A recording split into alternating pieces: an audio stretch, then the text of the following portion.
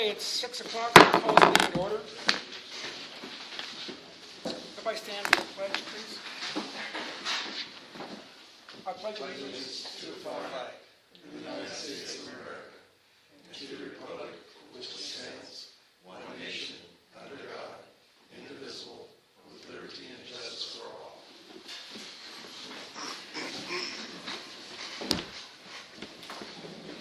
Chief, can you do a quick roll call, please? President Woods. I'm here. Vice President Guzman. Here. Director Johnson. Present. Director Green. Present. Thank you. Correspondence, there is none this evening. We're on to number 2, the consent calendar. I'd like to pull finance policy off this evening and have some discussion about that. Anybody disapprove of that? 2.4? 2.5. Or okay. Otherwise, Okay, so I need a motion. that would be an additional action item. Right, so we're going to move 2.5 to action items.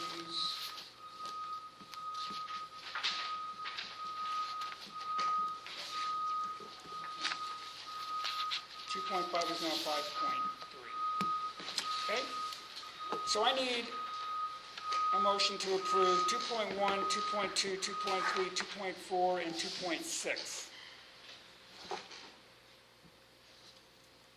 Okay, so I'll make a motion. I have a motion. Do I have a second? A second. I have a motion and a second. Steve, how do you vote? Yes. Shane? Yes. Michelle? Yes. And my vote is yes. Approved. Public comment period. There is. Anyone wish to speak this evening? I've got my clock here, Mr. Neal. Come on, I'm ready to push the button for your 5 minutes. Cumulative total. Same in. Too much reading. All right. So besides Mr. Neal, no one else would like to address the board this evening? Okay. We're on 4.1, Stanislaus Consolidated Fire Protection District 20th anniversary. We have a plaque. We do. President Woods and members of the board, Stanislaus Consolidated Fire Protection District was formed on March 3rd, 1995 as a result of an exploratory project with the goal of providing the most effective and efficient method of public fire service delivery by reorganizing and combining fire agencies. The district initially served an area of approximately 195 square miles within the boundaries of Riverbank, Empire, LaGrange, and Waterford-Hickman Fire Protection District. At that time, the district had 52 full-time paid employees and approximately 75 volunteers staffing 2-person engine companies at all but one of the 5 stations that was staffed with just 1 person. Today, the district service area has grown to include unincorporated sections of Modesto and through contracts with communities of Oakdale, Valley Home, and Knights Ferry, a total of 523 square miles. These areas are now served by 77 full-time employees in an intern program, staffing 8 of the 10 fire stations with 3-person engine companies. In 20 years, the district's operational budget has grown from $4 million with just over $50,000 in reserves to $11.2 million with a healthy reserve balance of contingency. Personally, I believe the vision of reducing costs and improving service levels has been achieved, and we will continue to consider the regional opportunities to become even more efficient while providing the highest service levels possible. So with that, I would ask the President to consider opening it up for public comment. I know that there are some other people that would like to say a few things. I know we have a representative from our Congressman's office here, and I think that he would like to say something. Mike Anderson is here from our congressional office. The meeting is now open to public comment. Thank you, President. I do have here a certificate of special congressional recognition presented to Stanislaus Consolidated Fire Protection District in honor of your 20th anniversary. On behalf of the United States House of Representatives, I'd like to congratulate you on the celebration of your 20th year anniversary of providing public fire service delivery to the people of Stanislaus County. Your outstanding contribution to our community is something for which you deserve to be quite proud. Congratulations and best wishes for many years of success. Signed, 12 March 2015, Congressman Jeff Denham. Very nice. Thank you.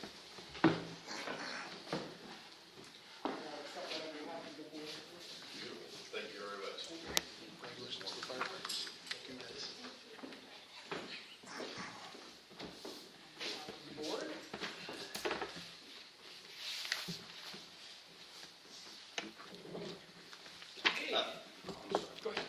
I was going to say, I'd like to put Chief Wabnowski on the spot a little bit. He was one of the originals that came here, and he's worked his way up through the ranks and spent a ton of time working on improving this district and to making it what it is today. So I was hoping that he would say a few words. I just think from where we were back at the beginning, with all the agencies that were here, it's been a tireless effort.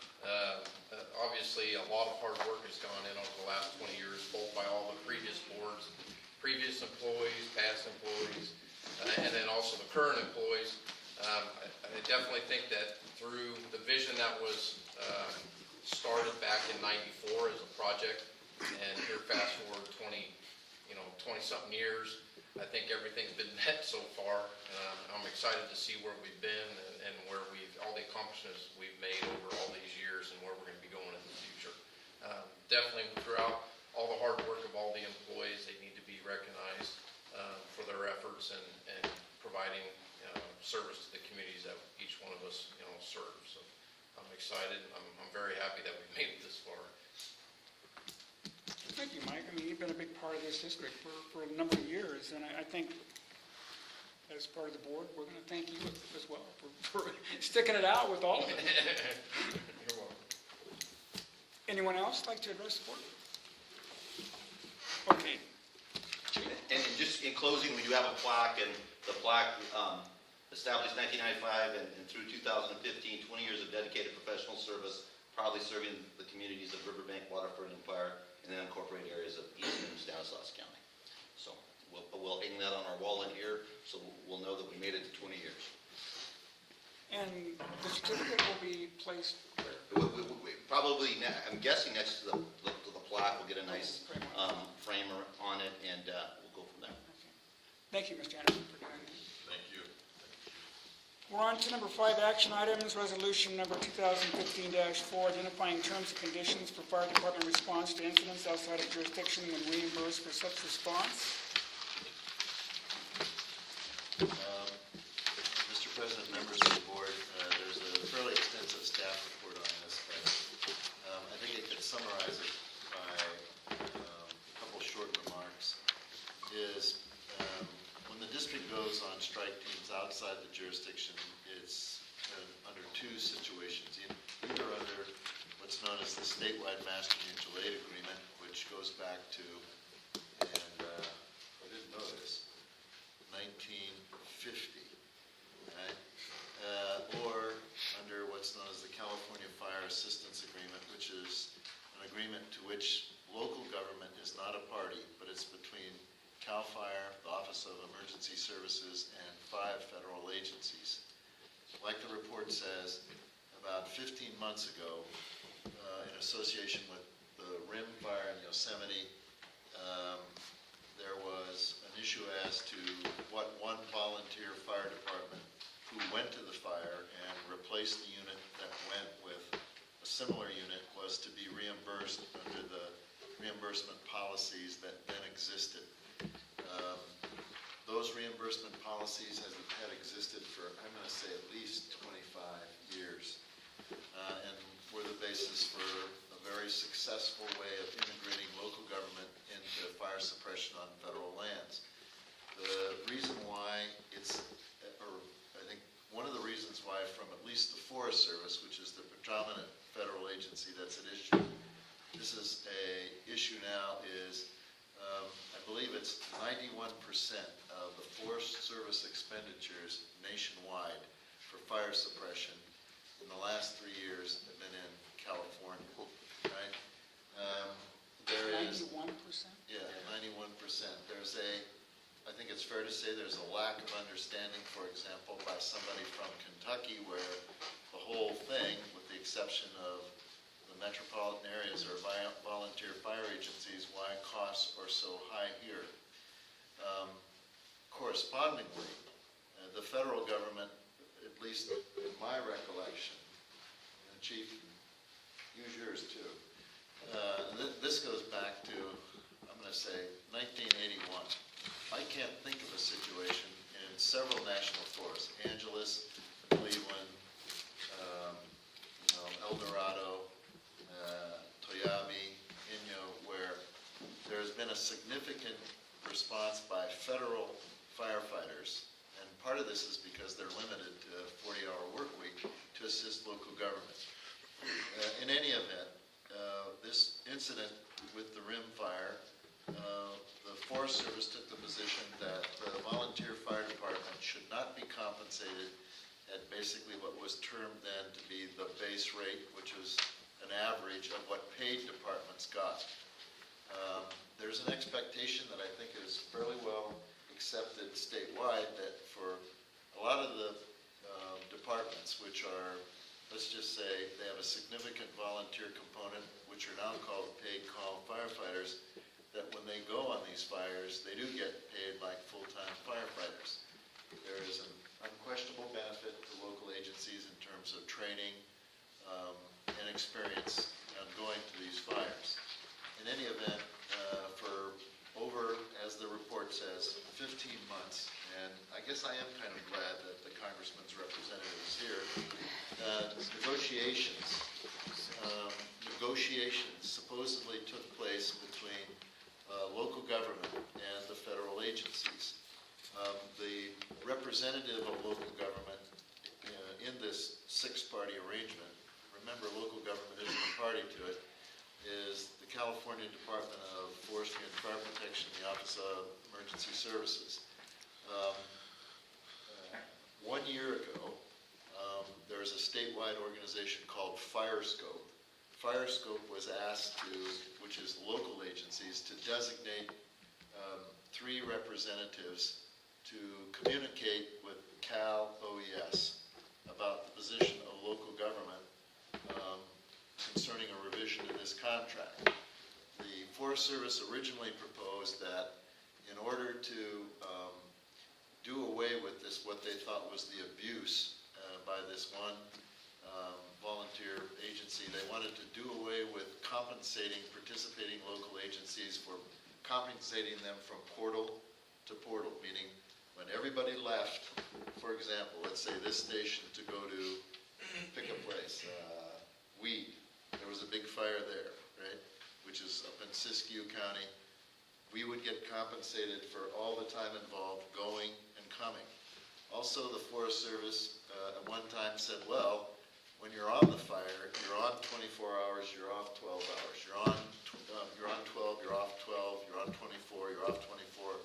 Sometimes you're on longer, you're off 24. We don't want to compensate you for the off time. Now, keep in mind, the federal government has no capability to provide suppression on their own lands. All right. So these negotiations went back and forth in the FireScope group, which was pretty broad-based. It was a representative from Ventura Consolidated, which you could call a metropolitan department, Yep. City of Auburn, and Linda Fire Protection District up in Yuba County. Came up with a position that said, well, here are the changes we'd like. And the federal government through the Forest Service turned around and said, well, thank you very much, but we've already signed the agreement. Here's the agreement that you have to be subject to if you want to be reimbursed from now on. It triggered a letter from Cal Chiefs, FDAC. Chief participated in one communication. In other words, it was a take it or leave it contract. To me, it's much like a credit card contract, only in reverse. You're the only party that can provide suppression services, but you aren't the one that controls how you're compensated. It's somebody else who doesn't have the capability to do that, that wants you to do it. So what's before you tonight is a resolution that says you've got to confirm your compensation rates so that when you go to a state fire, what you pay the firefighters is the same as what you would pay firefighters if they went to a federal fire. From what I've said so far, there are problems with this negotiation process, and there's a large, huge, outstanding issue, is the Forest Service never integrated the United States Department of Labor in these discussions. Repeat, never.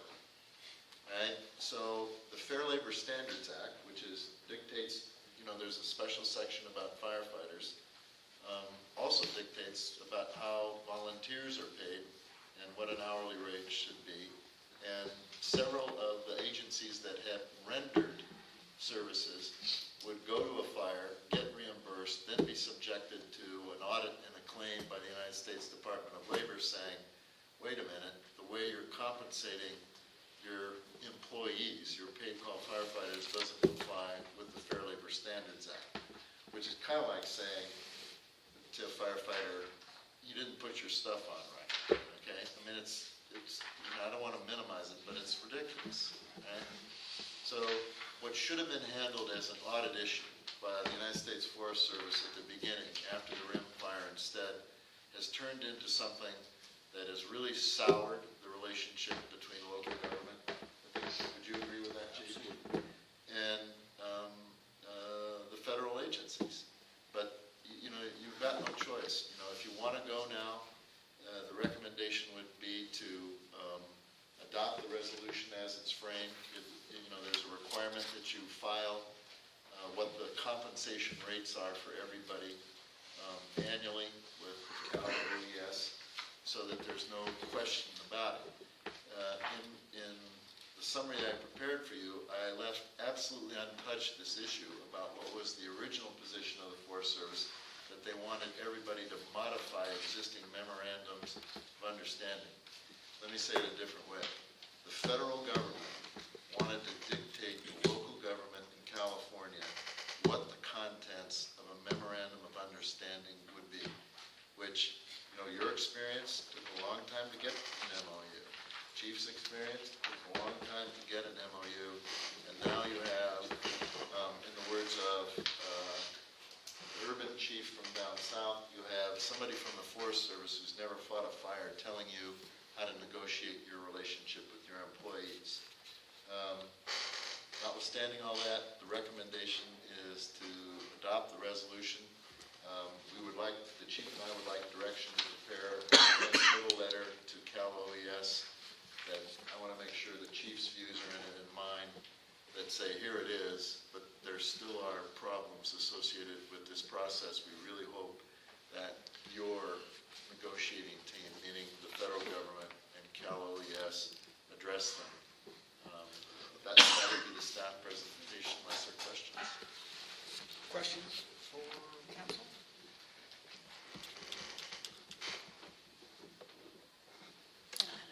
Do you have anything to say about this, Chief?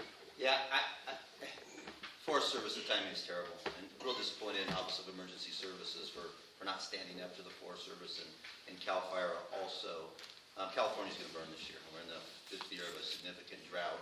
Each year we have bigger and larger fires, and a lot of those fires are due to mismanagement of the federal lands. And they're going to ask us for their help. They always ask us for our help, I mean. And it just seems counterintuitive that they would, at this time, with forests being mismanaged and in the middle of a drought, come to us and say, we really don't want to pay you to help us. It just, it's difficult, but they are going to pay us, and this is just one of their requirements, is that we codified it in a resolution and in our MOU. But they're continue to negotiate, and I'm not sure how it's going to actually come out, but it would be very difficult for this fire district to send, a fire engine or two fire engines to a federal fire, and then have to backfill with overtime, and then the people that we sent aren't getting paid for the whole time that they're gone. So they're getting paid half the time that they're gone. Well, they're still, at this point, they're still agreeing to pay all. They don't want to, though. Is that? I'd say that's absolutely accurate. Are they still going to pay volunteer agencies as well? Or What they're gonna- departments? Well, what they're going to pay is they're going to pay the base rate. So, the volunteer districts, having had experience, some of them, with the United States Department of Labor and wage and hour claims, are going to fashion a base rate so that it's still worth their while to do it. And that should be acceptable, for this policy and this type of requirement. So My the answer rate would be would- yes. So the rate would be the same or different? I think that's a matter of dispute, quite honestly. I mean, I think it would be absolutely counterproductive to have it be anything other than a base compensation rate, which is comparable to, say, like CAL FIRE firefighter 2, which is the base rate that they've referred to in the past, which is, I'm going to say that's 86,000 a year, something like that. But that would be the base rate that they would go on. But, it's not clear because there haven't been any fires yet, nobody's submitted anything. And the long and short of it is, you should do this because this ensures that you'll get paid, the full costs of everybody that goes, right? But understand, this is based on, when I referenced the State Master Mutual Aid Agreement, 1950, I wasn't kidding, right? The representation was when there was an inquiry made of the state and the feds, well, has anybody on your side reviewed this since you're the contracting parties? See, when you go, you sign a sheet that says, I accept, I, Stanislaus Consolidated, accept all the terms and conditions of the six-party agreement. You didn't negotiate it, you don't know what the contractual intent was, you got to take it as it is, right? So, for example, going and coming, the district bears the risk of any workers' compensation issues there, okay? But, that's it. Okay, so by signing this resolution, really, nothing is going to change. Pay and everything will still remain the same. It's just that we are saying that we're putting it into the MOU. No, we're saying that when firefighters go out of the jurisdiction, they're compensated, and basically you're saying on a time and a half basis, regardless of whether they go to a state fire or a federal fire, and you got to file a schedule that says what it is, right? So that, that can be computed by everybody consistently. So that's what this resolution does, and I would emphasize, it's based on an agreement that has inconsistent terms, hasn't been reviewed. The idea that the underlying agreement for this is 1950 and has never been amended, I think you should understand. I think people like me think it's incredible, right? So the idea is- Have most other departments already have a resolution for this?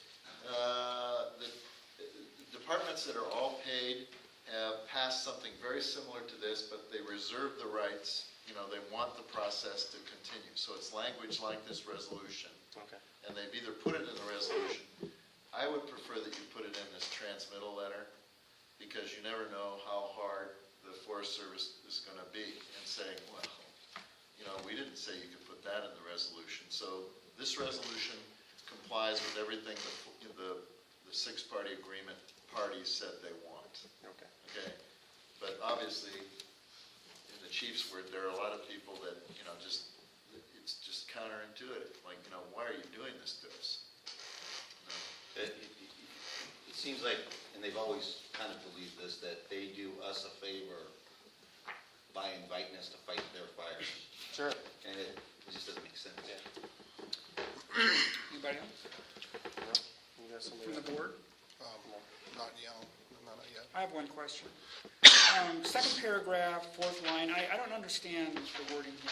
It says, Where are you? page 57, second paragraph, fourth line, additionally, at the fire scene where assistance is furnished or paid for by the federal government in the form of housing, meals, and medical assistance, there is both time on and time off. It should be time on and time off.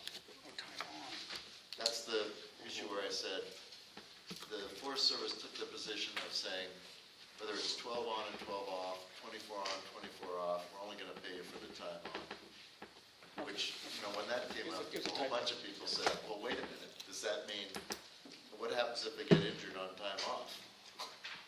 Right? Whose dollar pays for that? Right? It's just a typo. All right. Okay, questions? 65 years ago, we were working under that same agreement. That really doesn't sound like very much progress as far as the federal and state concern.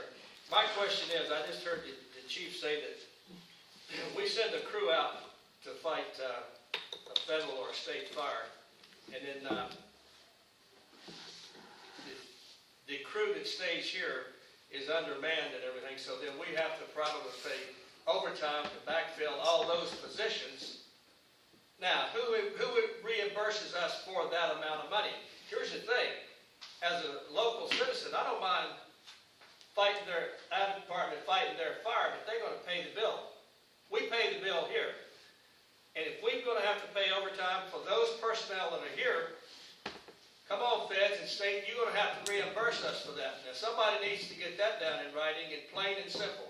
It's real simple. It's not real, you don't have to be a mathematical genius to figure out that, hey, we're taking it in here and we're not gonna do it. And I can say, and I'm sorry if I misspoke, they are reimbursing us for the backfill overtime. Okay. They are, plus they're doing a little bit of an administrative fee also to cover, and we do get reimbursed for our workers' comp at a small rate also. So, but what we're trying to do this evening is maintain that agreement, and this helps us do that. Okay, so I need a motion to adopt resolution number 2015-04, identifying the terms and conditions for the fire district response to incidents outside the Stanislaus Consolidated Fire Protection District jurisdiction, and the district is compensated or reimbursed for such response. So moved. I have a motion, do I have a second? Second. I have a motion and a second. Director Aye. Green? Yes. Director Strasser? Director Guzman? Yes. And I vote yes as well. The staff recommendation also wanted authority for the chief and I to prepare the transmittal We're letter. going to direct staff to write a transmittal letter to the OES. I was just getting to that. Thank you. Okay, that motion passed and approved. We are on to 5.2, which is approval of draft job descriptions, firefighter, paramedic, engineer, captain, and fire marshal. President Woods, members of the board, for about 18 months now, even prior to my becoming the chief of this district, we've been working on new job descriptions for firefighters and requirements for firefighters and the different ranks within our organization. One of the focuses on the job descriptions has been educational requirements for each of the positions. We worked hard through the committee, the personnel committee, to come up with something that is defendable, that will increase our district's overall competencies, and I think it's been an excellent process. I was extremely pleased with our last meeting with the personnel committee and the labor group's participation in that, and the fact that we were able to come to consensus on almost everything was just a really good process. And I think everybody left that meeting feeling really good, like we worked together to do what was in the best interest of the district. But there was one item that we were not able to gain consensus on, and it has to do with a fire captain to be promoted to the fire captain position. One of the recommendations was a associate's degree. The labor group thought that requirement should go under desired qualifications and not required qualifications. So on the board or on the committee, there was a 2-2 vote, and so we decided to take it to the board and let the board decide. I know we have several members from the labor group that's here that would probably like to speak to this particular issue, but I can say that everything else was agreed upon. So today, our recommendation would be to approve, and my recommendation's a little off. You need to take captain out of the sentence under the recommendation, but staff recommends that the board take action to approve the draft firefighter, paramedic, engineer, fire marshal / deputy fire chief job descriptions, and we also recommend that you discuss your public testimony and then make the decision on the one piece of the captain job description that has to do with the requirement for an associate's degree. And that concludes the staff report. Well, let's have a discussion first on all the positions, and I think the the chief is exactly right. We came to consensus on everything but the captain. Do we all concur on that? Yes. So let's entertain a conversation now about the captain. And Shane and I were on that committee, and it was a very good dialogue. We had a good engagement with the rank and file and with the committee. So Shane, why don't you go ahead and start this conversation, and then we'll move forward. Sure. So, the whole process here over the last 18 months is, as Chief noted, was to try to find a good balance between the educational part of this job and the hands-on part of this job and the certificate part of this job. And I think as a district, our district has done an excellent job on the certificate side of it, and I think we are really up to par on that. Where we are lacking was on the educational side, so to try to find a good balance there. So in that thought, we tried to develop an educational path that would be consistent for the firefighters, from the entry-level firefighter and actually all the way up to the chief position. But in this discussion, we're going through firefighter to captain. And so we tried to establish a minimum requirement for each position, and then we tried for that minimum requirement for each position to lead that firefighter into the next step should they decide that that's what they wanted to do. We definitely do not want to make any firefighter that does not want to be an engineer or a captain have to do that, but we want that to be a possibility. And if it's going to be a possibility, we as a board want to make sure that we are guiding them through that process so that they're not necessarily wasting their time on things that aren't going to count, and they're being able to put a lot of time into those things that are going to allow them to meet those objectives. So in doing that, we established the 30 units for the firefighter, a minimum of 30 units, a minimum of 45 units, which would be the next step for the engineer, and then the next 15 units would be the 60 units or the associate's degree for the captain. The captain level, you now go into a supervisory position where you are in charge of several firefighters. Your responsibility magnifies. And so at that level, that associate's degree was thought would be the minimum educational level for somebody that's at that point in their career, that wants to be at that point in their career. The associate's degree being the minimum degree that you can get at the college level. So that's kind of the baseline of how we came to that process. Well, unfortunately, I had a bit of a paradigm shift here. We had quite an engaging conversation, and as you all know, I spent my career in education, 35 years worth, and I'm a proponent of education. But as I listened to the firefighters and the captains, I really had a change of heart. I believe that this is not a degree-driven profession. This is a certificate-driven profession. And I believe that if we require an AA degree from our captains, then we're not going to be able to recruit from within. And I think that's an absolute must, that we try to recruit our captains from within our organization. This really all came to light when I asked the question, if I go to MJC and I get a degree in art or philosophy, am I now qualified to be a captain or apply for captain? And the answer is yes. You know, if I'm in the middle of a river and I'm stuck, I think I want somebody with a certificate in swiftwater rescue versus a captain with an AA degree in art saving me. So my recommendation is simply we move an AA degree to desired qualifications, and we don't make that a minimum requirement. That's my recommendation. I agree. I'm curious what other agencies require, and I'm sure you discussed this at the personnel meeting, but I'm not familiar with what other cities require for their captains' educational levels. It really depends on the city and the jurisdiction. The larger fire districts in the Bay Area do not require really any education until you get to the chief officer level. Some smaller fire districts, the San Ramon Valleys, there are some educational requirements.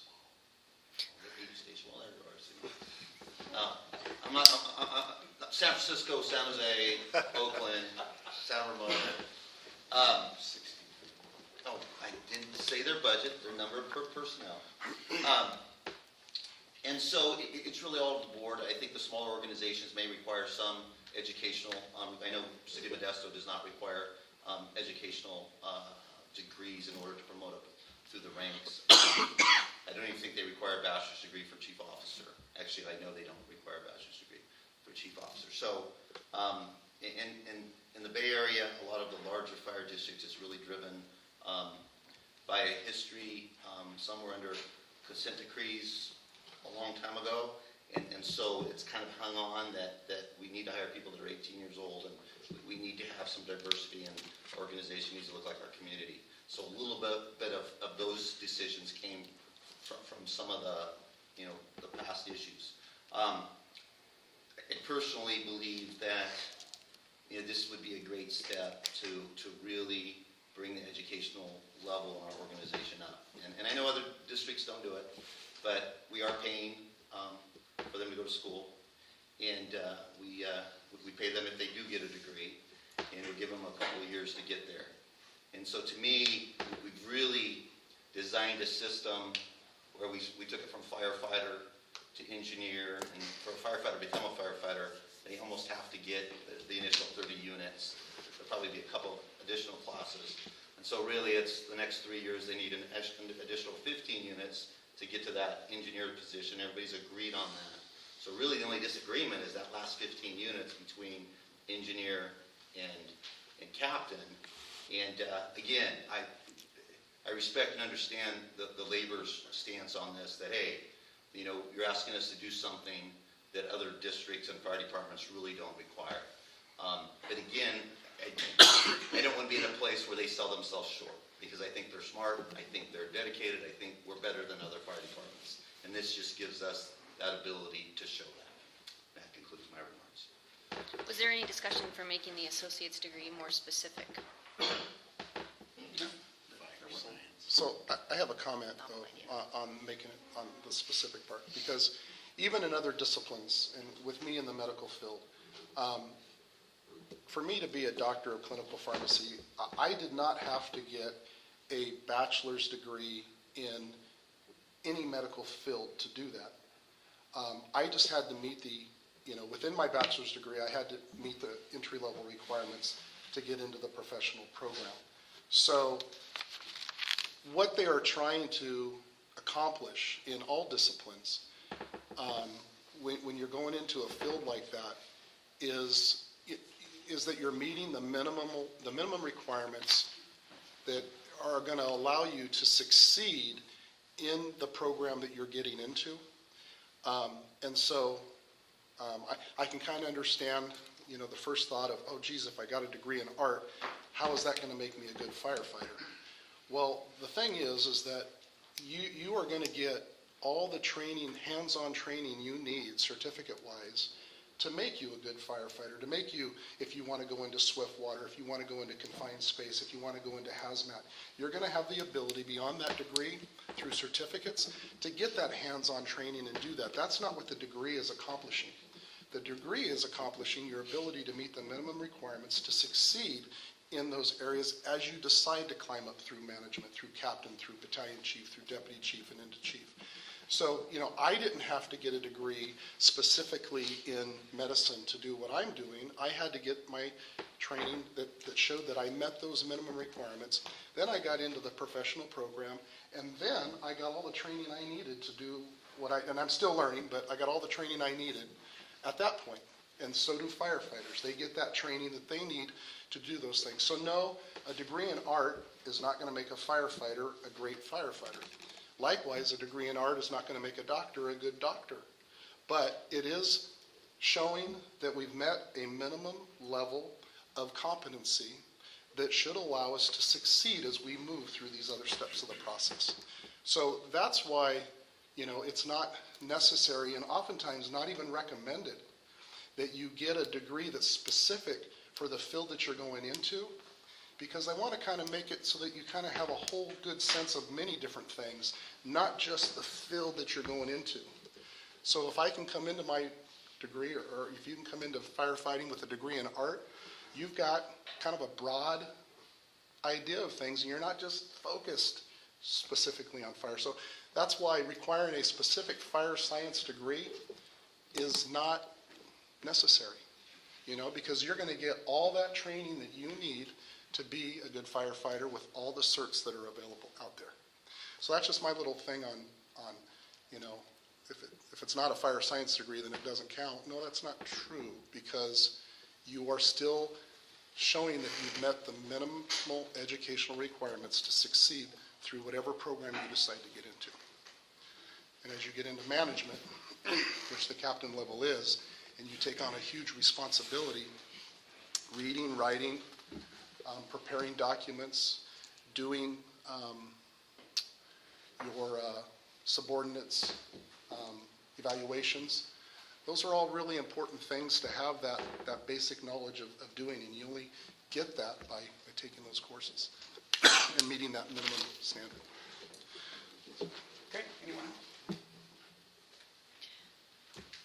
I have a separate issue with the Excuse me. education section.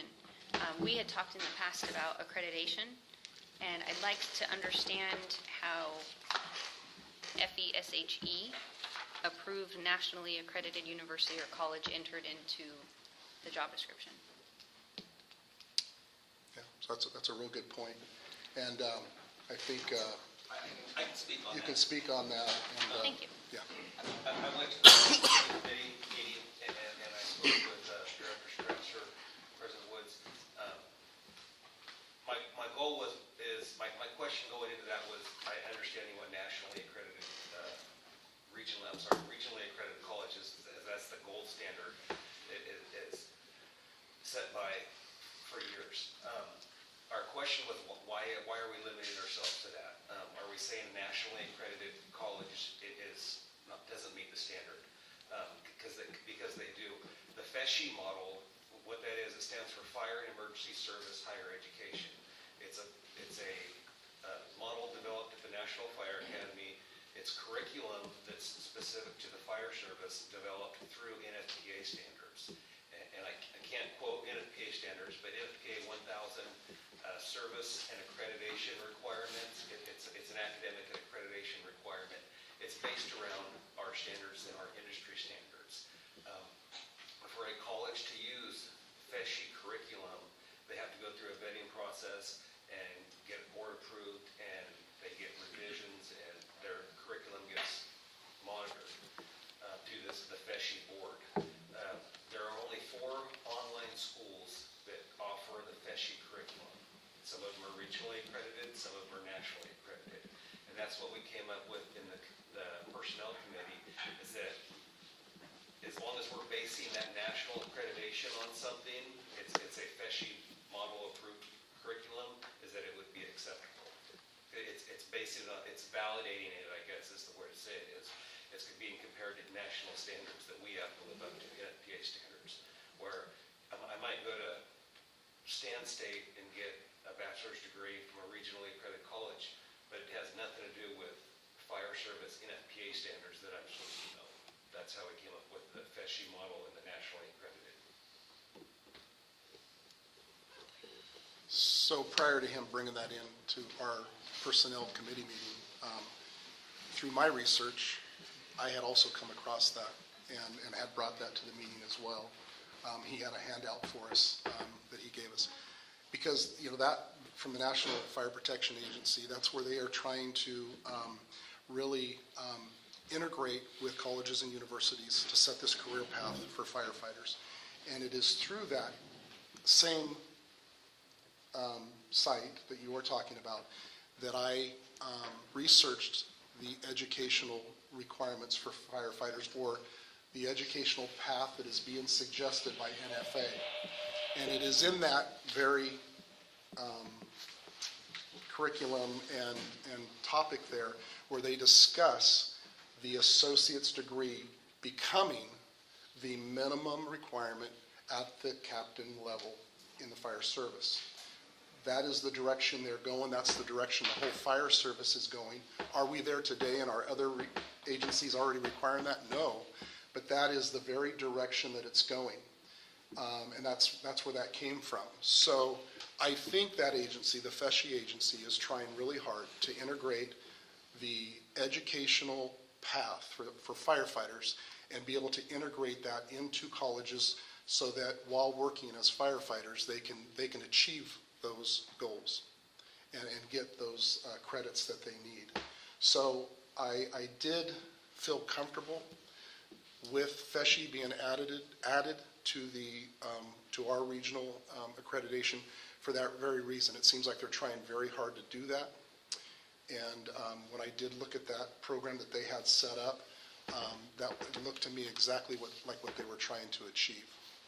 And that's where that came from, with the associate's degree at that initial supervisory level becoming the minimum requirement.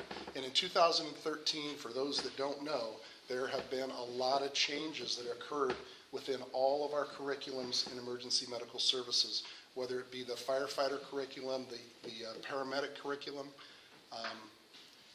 A lot of schools have closed down. They don't even exist anymore because they couldn't get the accreditation. So lots of changes starting in 2013 with a lot more to come.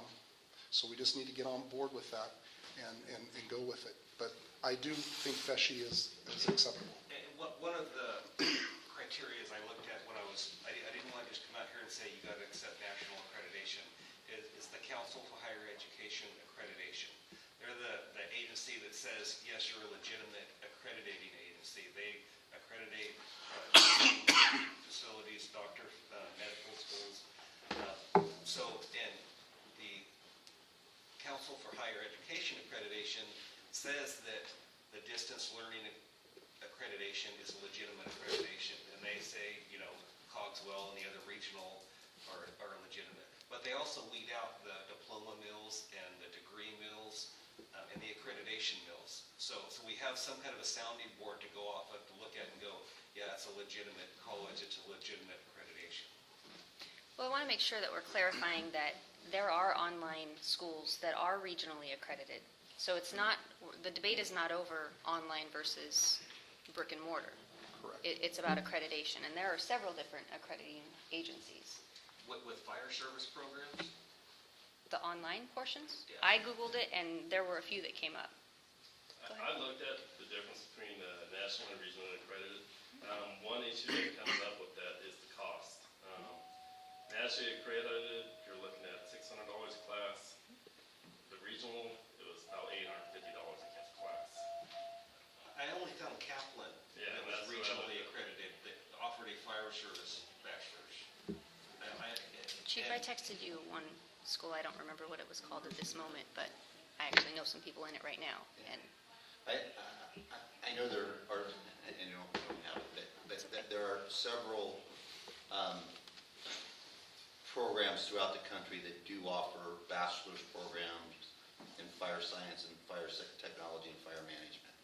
The question is, how much of that is available online, and I don't know the answer to that, but I could name 6 or 7 off the top of my head that offer bachelor's degrees, but I don't know the answer. But I do think that there are a lot of distant learning regional programs out there. yes. And what we're talking about, especially in regards to what you were speaking of with the associate's degree, it's about well-rounded. And so if FESHE does audit and monitor fire classes, which I don't doubt, are they then also monitoring the other general ed classes that are offered at the university?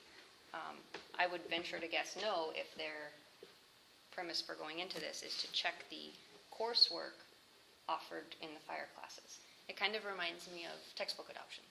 You spend money on an adoption when you're trained, and then you can teach the They do textbook. monitor that coursework. The rest of them. There's a link on the FESHE website. I would have printed off, but it's like 100 pages, the FESHE model. And it lists the core curriculum that's required to fit into the associate's degree for the fire service and bachelor's degree for the fire service. And it lists science, math, English, and it includes that curriculum. Right, because that's the program that talks about that associate degree and then the bachelor's degree. That's where I got that information from. And so it's not all nationally accredited agencies that they approve of. It's just the FESHE approved ones where they are trying to integrate the fire science education into the college level platform. So that's why I was entertaining the idea of accepting that specific part of the national accreditation only. As long as FESHI's stamp was on it.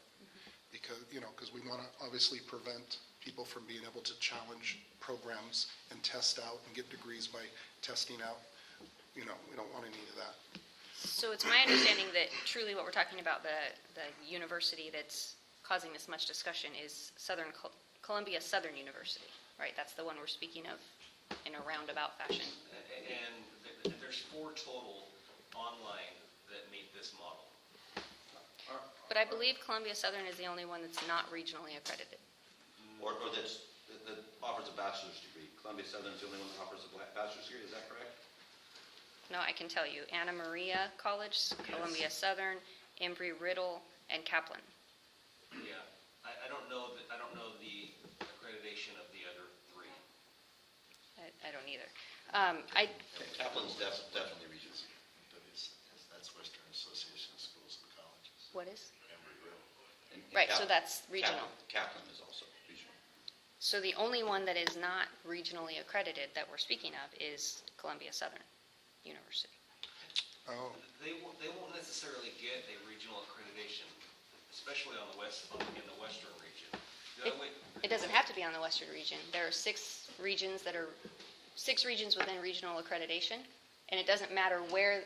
Usually they're regionalized in their home state, and then it transfers over.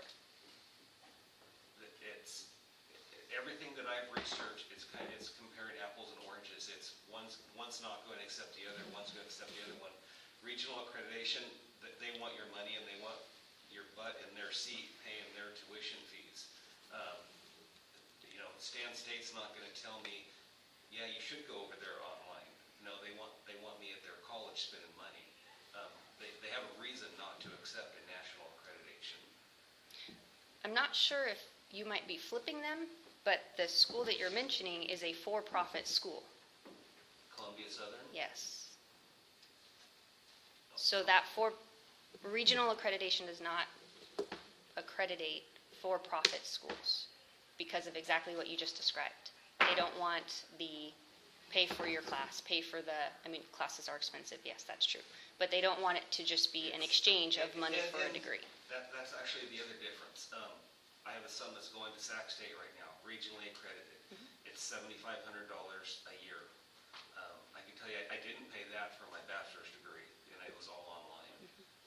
It's a big difference in cost, probably 3 times more. Okay. Well, the good thing is, I guess, that it's worked out into your MOU that the district is willing to pay for coursework.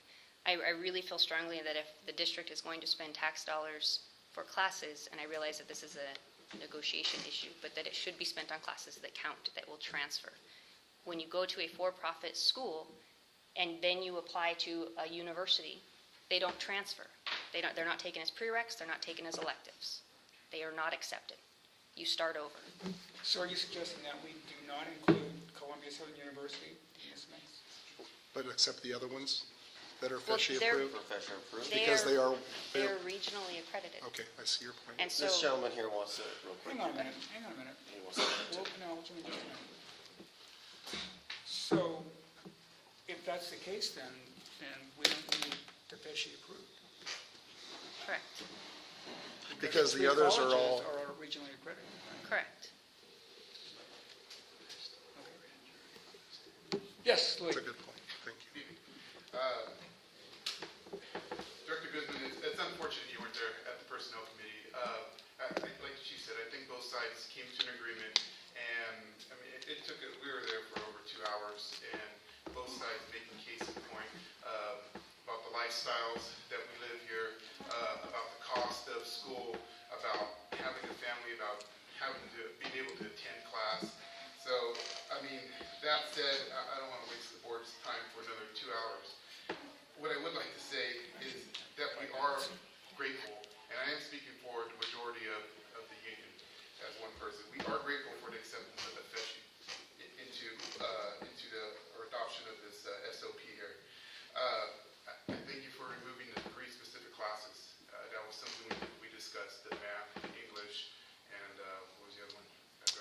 science and putting them under desired, yeah.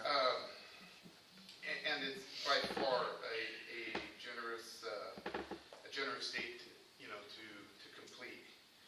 But as you know, I don't just represent myself, I represent the group. And I would respectfully request that we do keep them in the desirable. We as firefighters are, and chief, as you know, that both chiefs, as you know this, we are very, very competitive by nature. Very competitive by nature. We will, see that in the desirables, the ones that want to promote, they will rise to the top. They will go the extra mile, and they will get the degrees because they want to promote. They are driven. There is only a select few that are going to make it to these ranks and put that extra time in, do the extra curriculum, do the extra work. And you mentioned about school making you well-rounded. I went to school. I have a degree. As far as it making me well-rounded, this is very, very specific driven. This is common sense driven. This is street smart driven. And what gave me my well-roundedness with the 11 years I did as an iron worker was the 4 years I spent in the Marines with some of these members that have owned their own businesses, some of them that work the orchards. That's what gives us that competitive, that upper edge to complete and do the job that we can do. Just like President Wood said about, somebody that has the technical ability to get me out of danger, to get me out of harm's way, and not so much the book ability. Okay, thank you. Okay, here's where we are. We can tweak this, or we can accept it as is, so we kind of need to get a flavor of what we're going to do here. So how many are in favor of this captain position as written right now with the AA degree? I'm in favor. Shane, you're in favor? Steve? I think we need to tweak it. Michelle? I would like to modify it. And I'd like to modify it. Okay, so one modification would be that we move the AA degree to desired qualifications. The other recommendation is we only accept the 3 schools and not the Columbia University. Well, we don't need to specify it to the 3 schools. We just go back to what we had The originally regional. discussed, which is the regional accreditation. Okay. So then the other option would be we move AA degree to desired. We would take off the FESHE approved and keep it regionally accredited for the captain's position. If you place it in desired, I don't think there's a reason to do anything with it. Just be an AA. It doesn't really matter, yeah. For the FESHE, you mean? Why not? Yeah, I mean, I guess we could weight it different. I mean, if we're looking at people that have as a desired skill, I guess we could weight it and say if you have a national accreditation or a regional accreditation, from which school, I mean, that would force us to make that decision, that value. I feel like that just placates the situation, and that we need to make a decision that we've been discussing for months. It would say bachelor's and or master's degree from regionally accredited, nationally accredited No, university or college. University. That goes. Okay, got it. So this goes. So it would say bachelor's and or master's degree from regionally accredited university or college. So the recommendation or the motion for this action item would read, under desired qualifications, bachelor's and master's degree from regionally accredited university or college, OSFM Fire Chief Officer Certification, National Registry EMT Certificate, AA degree, right? With And the then- same, Right, From- from a regionally accredited university or college. And under education, it would no longer be an associate's degree, always would come out. It would only say internal candidates, it would be just, Well, I think if we're not going to do that, if that's the direction it's going, and I would be outnumbered 3-1, I think we at least need to stay consistent with the progression that we have in line, which is if it goes from 30 units to 45 units for an engineer, then it still needs to go to 60 units for a captain. We're just going to say you don't have to have an associate's degree, it's now desirable. So I think if we're going to do that, we still need to show that progression. We're just going to say, okay, but you don't have to have a degree. Louis, why don't you weigh in on that? Well, then let's move the engineer to desirable. I mean, we're still going to have that progression there. We're highly qualified as it is. ICS 100, ICS 200, firefighter 1, firefighter 2, all my 11 classes I took to be a fire officer. I mean, those took me years to accumulate. I spent thousands of dollars of my own because we didn't have an incentive program with the department I worked before. Those are what helped me. 7 o'clock now. I've been up for 36 hours. 36 hours I've been up, and my AA degree isn't helping me make decisions. My college classes aren't helping me make decisions. It's those classes that are specific to my job, and it's the experience that I bring from outside. I still feel like we are encouraging and rewarding on both ends education. We encourage by the district paying for it, and then we reward by giving the percentage of the stipend, forgive me, I don't remember exactly what it is, when it's earned. So I still feel like exactly what you said. Those who want to promote are going to do it. Those who want are going to take advantage of the classes. They're going to take advantage of the district paying for them, and then they're also going to get their raise when they earn it. So I'm not as held up on that. So are we going to say 60 or 45 credits? That's what our decision is right now. For minimum qualifications. Steve, what's your opinion? Well, I'm going to sit up here and tell you I don't have a degree. And I'm going to tell you I've worked going on 21 years of what I'm doing. I'm a public works supervisor. And I have many certificates of what I've done. Not to say that having an education wouldn't have been great, and I would have loved to have gone on to college and everything. But I do agree with this gentleman right out here. And I think maybe the 60 is pretty high. I think we could probably modify that and bring that down a little bit. You know, they work hard, and I understand that, not taking away from anybody, you know, from who has an education or doesn't. And I just think it's kind of tough, and I think they get a lot of experience from just out in, you know, in the real world too. Just like what Dave was saying to somebody out in, you know, the river thing and out the whole arts. But I do agree with you too, Shade. We're not going to sit up here, you know, and just. But I think we need to modify that and reach out and make it a little less for them and try to help that situation. So. Okay, so I'm comfortable with 45 and change to 60, you're at? I'm comfortable with 45. 45, and I'm comfortable with 45. Look, we're not saying don't go to school. I'm a proponent of education. I say go to college. I say get an education. But we're saying if you want to advance, it's going to help you. But we're not going to hold you back by requiring you to have, that degree. And I think that's fair. So what we need to do is this one will say 45 units, and we move the desired qualifications, the AA, the BA, the MA, whatever, to desired, and that would be the job description. The only thing we have to do, though, is go back and remove Fesci from all the other. Well, I think we should take those one at a time anyway, because I had a couple of other questions. Okay, about let's take the those. captain first since we're on. Okay, so then I would move to approve the captain's job description with the change of adding associate's degree to desired, removing any reference of Fesci approved, nationally accredited, so that it just reads an associate's degree from a regionally accredited university or college. Same for the bachelor's and master's degree. I have a motion. Do I have a second? Second. I have a motion and a second. Steve, your vote? Aye. Shane? Respectively, no. Michelle? Yes. And my vote is yes. That motion passed with the changes. Okay, let's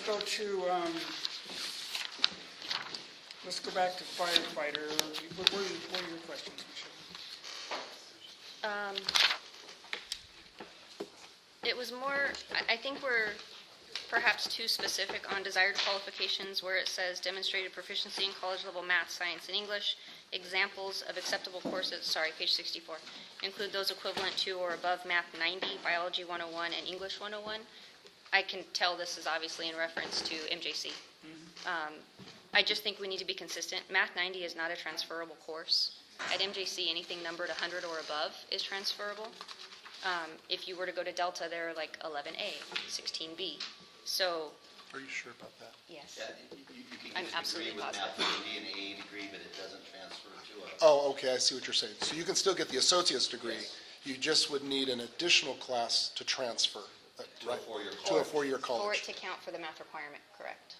I'm Okay. absolutely positive. Yeah, you know, that's fine, yeah. So the. And I realize it says example, so it's not necessary that somebody go to MJC.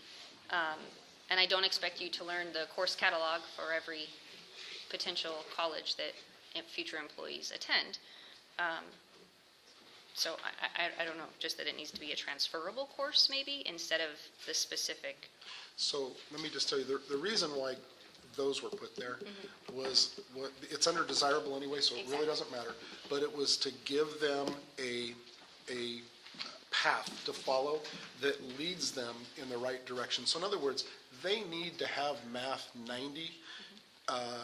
Let's just say, for example, this is hypothetical, but let's say an internal candidate or someone from outside wanted to become one of our firefighter paramedics. They would need Math 90 as a minimum to get into physiology. They would need Bio 101 as a minimum to get into anatomy. So that was only put there to give them direction on how to go. Not to say you have to have those, that's why it's under desirable. We could have left it very vague and not given any direction. It doesn't bother me because it's under desirable, but I just would like there to be an acknowledgement that this is very specific to MJC coding, which is not It is. applicable across the state or the So how country. can we do it without making it specific to But they're MJC? examples. I They're mean, examples, It's so it's- something that when you go to college, you get a counselor and they tell you, look, Yes. that's not transferable. Right. So examples really are fine. That's fine. That was my only question. We need to take out Pesci approved though. That's the firefighter, I believe. Yeah, the firefighter. Well, it's referenced in all of them, but so we can approve them one at a time or in Well, I both. think we can approve the other ones if we just tweak the Pesci approved, can't we? Yes, absolutely. All right, so I'm looking for approval of firefighter with the change of deleting Pesci approved. Firefighter paramedic I'm with sorry. FESI approved and nationally accredited needs to be removed. Pesci approved and nationally accredited, okay? Chief, you have that? We're going to take out Just a Pesci quick approved, nationally clarification accredited. on the President Wood, just a quick clarification on the nationally accredited, Ms. Gibson.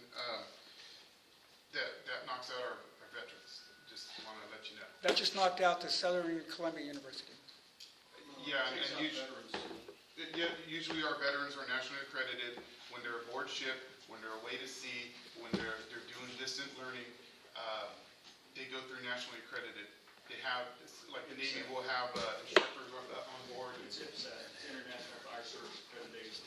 Right, so it's a national accredited. So I went through this with the military. I got out, when we qualified, helicopter mechanic, meant nothing in the real world. I saw EMTs and paramedics. I saw medics, field corpsmen that could sever your arm in battle, but came out here and were not the same as an EMTB. So if we took out Pesci approved and left the national accredited? You don't want to leave national. Can we just be specific with veterans? National accreditation is for profit, typically speaking. I can't speak to the veteran situation. The veteran accreditation, sorry, I'm sure that I'm not a firefighter. Would that work though for national, veteran accredited? I'm a previous Air Force firefighter, and all my accreditations as a firefighter were International Fire Service accreditation through the University of Maryland, which wouldn't be one of your choices there, but certifications and training courses exceed It is. most of your. Actually, that would have been just fine. Training courses. It is regionally accredited. So, We're not looking to exclude veterans who got their You're not going to education exclude through. Firefighter veterans, correct? Right. Right, no, that's just one Other of the veterans that have gotten degrees Right. that are not fire-specific, Right, Right. that's maybe definitely. like machinist mates and stuff like that, it'll wipe them out. We're now offering them an opportunity, and if we say specifically that we offer them the opportunity for nationally accredited, then now all the hard work that some of our firefighters have gone through is discredited. Say I went through Columbia Southern, I'm a veteran, Dave's not a veteran, and does that mean you're willing to accept mine? The veteran's outside applying mine, but not his. So what would you like it to read? Because and we can go 3-1 on that, that's fine. I will not Well- vote tonight for a nationally accredited for-profit school. I understand that's your choice. So if you would like us to reword it, let us know what you'd like it to say. I'm nationally accredited. Well, that's, After the board meeting, the committee, personnel committee, we came up with that language, and it was specifically because it goes into the executive fire officer program, which is the gold standard of the fire service. All of your chiefs have to be executive fire officer program. That's how we came up with the FESI model and that, because Columbia Southern, the National Fire Academy, accepts Columbia Southern's work. That's, so Chief, is there another way to fix this? How about, I was how going about, to do some quick. how about grandfathering existing degrees, but no future degrees or coursework? When I went to school, University of Maryland was the military school. I just had friends that were in the military and the distance, the University of Maryland, and it definitely is a regionally accredited school. So I would definitely not want to exclude Right. a veteran, and sitting here right now, I would hate to give you language that may do that. Are you So, needing approval of this tonight then?